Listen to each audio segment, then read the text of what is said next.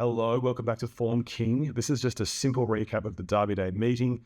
Maybe we'll pick out a few horses that ran well and didn't get noticed, and we'll sort of review my tips as well and how they went. So, race 1, Carbone Club Stakes. Regal Award got the lead it was probably going to get. It was slow going early, and then it clicked it up mid-race. I'm still not exactly sure why, because it wasn't really being pressured in front, but it cracked things up a bit. And then towards the end, Call Da Vinci didn't really finish off. It ran mid-race sectionals that were sort of comparable to Panova, but the last 400 was where the real difference was. Panova motored home, and the final 200 was in about 12 seconds just over, and Call Da Vinci was in 13. So that's where the damage was really done. But yeah, Panova was excellent. It ran a lot of great sectionals throughout the race, high class, and yeah, didn't see that. Call Da Vinci sort of laboured around 4th or 5th. Regal Award still good, just a bit too short. It really should never have been $1.70, $1.95. Ran great to finish second, but yeah, I think it was just with the way that it had thrown its head around in some races, and just the fact that it was coming up in grade so quickly, seemed like a risk. So that was race 1. Race 2, the Vanity. I got this wrong. She's Alibi was a real moral. As soon as it got that gap with about 300 to go, it just exploded away and was not going to be caught. And also Tina Alele, I thought this would get back, and trapped it wouldn't run on that well. Ran a strong second. So wrong about those two. One to note, Ruska Roma. This was sort of sitting back in the field and trying to get a run, didn't really get it. Then when it did, it made a lot of ground chugging down the outside. So this might just be a lot better at the 1400, and when it extends out to 16, it might even be better again. So Ruska Roma at $23 was quite good, running on into 4th. And then Miss Revealing. This made ground mid-race, 3 or 4 wide, and was still there at the end. It was surging down the straight when a lot of others were wilting, and it was overhauled late, but what a great run. I mean, the amount of work that it did, that is a horse, that's a run to take note of. So Miss Revealing, make a note. Ruska Roma, make a note. And yeah, Stardom, it was tough for leaders. Before Pride of Jenny, before Observer's class was on the scene, leaders weren't really doing too well. So Stardom tried it, and yeah, didn't work out. Race 3, Star Patrol. I was big on this. It got backed in as well. It was $6 into 5s by the end. It was leading on its own. It faced the breeze, and a few horses tried that in the straight races and didn't really succeed. So that has to be said. But then also wilted pretty strongly and finished about 6th. So I wouldn't say that was a good pick in the end.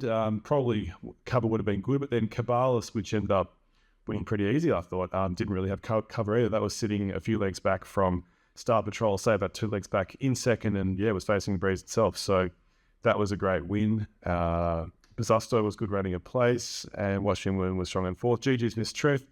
Another great second, and that was about all to see there. Race 3. Race 4, the Wakeful Stakes, 2,000 metres. So I thought Voting Rights would lead, and it didn't. It sort of sat about 3rd or 4th. It was Freedom Flame that took up the lead, and like so many early in the day, just didn't really carry on with it. But Voting Rights was strong. It was slowly run, so Get a Good Feeling could amble up and take the lead, and was just too good. Just had too much class for these. Nothing really from the back made a lot of ground. The race wasn't set up that way. Voting Rights was good into 3rd. The one that I backed, Strictly Business, was good getting into 2nd. That came up on the fence, where a few did make ground during the day, and ran a really creditable 2nd in a race that wasn't a huge run on race. So Strictly Business, Voting Rights were good, and we got a part of the trifecta there. That was very helpful. Hadn't got many exotics lately, so got part of this trifecta, and then also one later on. So yeah, Get a Good Feeling justified the short quote. Race 5, the Bullion Damien Oliver. I just want to say this race I still didn't like. I thought it was tricky. Warney was great, running on when not many others did. Zoo Sensation again, so consistent, led and just did a great job. Looked the winner. Warney was just too good, too strong. But yeah, a race I wanted no part of. Leave me out of it. And yeah, glad to only outlay a couple of bucks. Race 6, the Coolmore Stud. Tentaris was fantastic. It bided its time back in the field, got the gap and just exploded away. It was a great ride from Mark Zara. Got perfect cover behind a few that were trying to face the breeze the whole way. Bayvarked at the price. This was a risk first run down the straight. maybe better at that 1400 meters. But it did a really good job of facing the breeze, being up there from the get-go and holding on for fourth. Tentaris just had, when it got through that gap and just had all that energy to expend, that was just money in the bank. So Tentaris was great. Legacy Bound tough as well, up on the pace.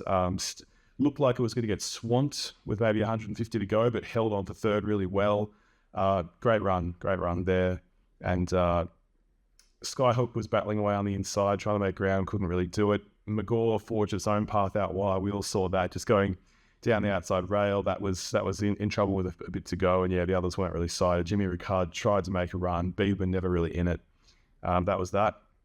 Derby Race 7, Observer, just went to the front, wanted to dictate and put its class up front and take luck out of the equation, and definitely did that. Auto Mystery way too far back. Options got a bit of a checkered run, but once it did get clear, didn't really offer a lot. So I'd say that's a fail there through a pick from me. Cora was interesting because this on the Thursday, it had been backed heavily on the tote, and it's ended up starting at 90 to 1 running second. So there was some maybe intelligent money, stable money there for Cora. My other big Seamus ran on fairly well. Also got blocked for a run. When it got clear, it did make some good ground. Probably wouldn't have run in the top 3, but still that was a pretty decent run. So happy with that. And then Deal Done Fast. It justified the thinking that from barrier 1, it just was going to get a good run up near the speed and not cover too much ground. And the way that the day panned out, it was good to make ground on that sort of fence rail area. So Deal Done Fast. That was a good one running in third. Race 8, Empire Rose, what can be said? Progeny just had a field day dictating. No one competed. It could just go at its own pace, go out by those many lengths. And the race was done a long way out. And like Lucy, as Mark Zahra said in the jockey interviews, had nothing to cut itself into the race on. Ran a great second. And with the first 4 that we did, 126, 126, 126 into those outsiders, close. Probably should have just done the same idea in a trifecta and taken all the outsiders for third, because it still paid well, paid 460. So right thinking, just didn't quite get it. And as it was, Fangirl was fourth, so it was a near one for the first 4. So that was that.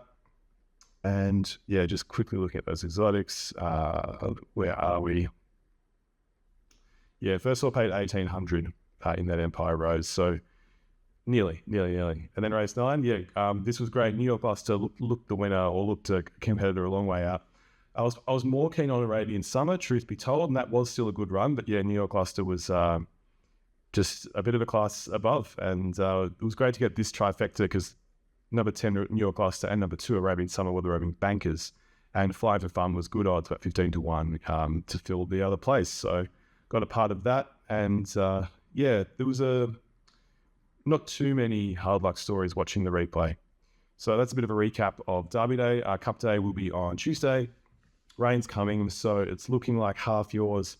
Presage, Nocturne, and Parchment Party could be the ones to benefit the most from the wet ground. But yes, that is coming, and we will be back with more.